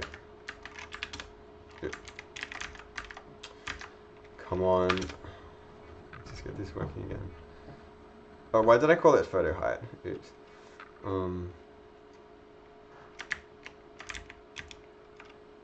Like, is photo height or texture height simple? I think photo height is it's more descriptive.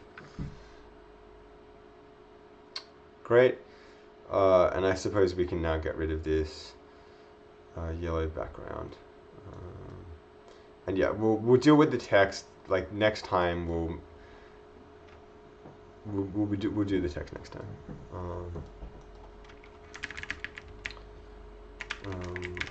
Let's see.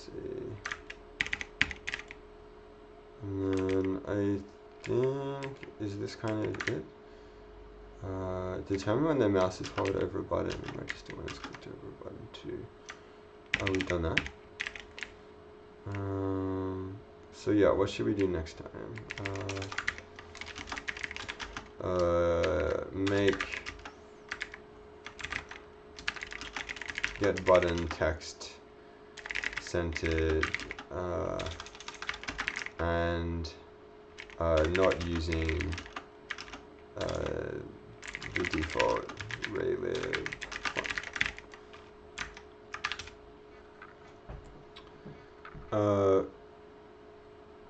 Wasn't expecting that.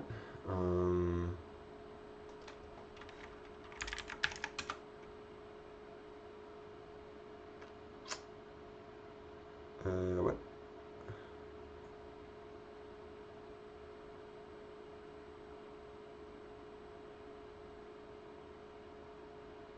Oh, okay. We actually just we duplicated when we did this photo height before. That was a total duplication. We already had defined an image height. Oops.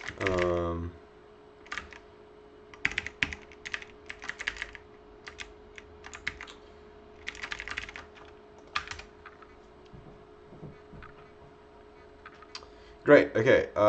Let's save this then. And yeah, everything I do in the streams, I push it to GitHub, which is publicly accessible, so you can view all of this, download it anytime, have a look at it. And yeah, let's see how much did we change today. Oops.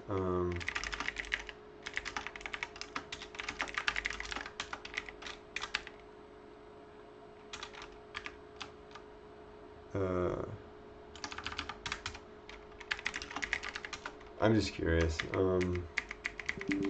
Yeah, look, it took a while to figure out this was the way to do it. So maybe we're again, we're learning as well.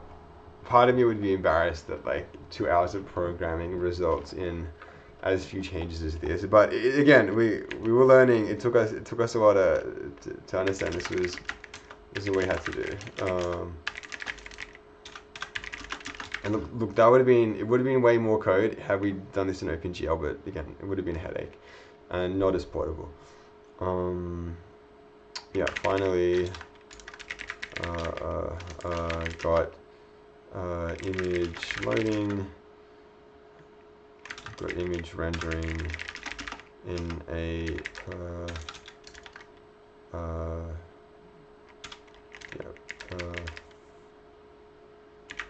format